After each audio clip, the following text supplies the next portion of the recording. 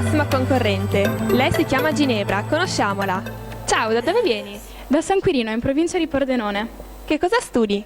Studio inglese, tedesco e spagnolo che mi danno l'opportunità di ampliare i miei orizzonti. Qual è il viaggio che vorresti fare nel tuo futuro? Grazie alla mia scuola sono già stata in Irlanda e andrò prossimamente in Germania. La mia prossima meta è Barcellona, che è una città splendida e piena di cultura. Che tipo di ragazza sei? Come ti descriveresti? Mi ritengo una ragazza spiccata perché nelle occasioni riesco ad adattarmi e mi trovo in generale bene in qualsiasi situazione e sono anche curiosa e considero la curiosità una bella qualità perché mi aiuta ad approfondire le mie conoscenze. Vorresti farci un saluto? Ciao a tutti!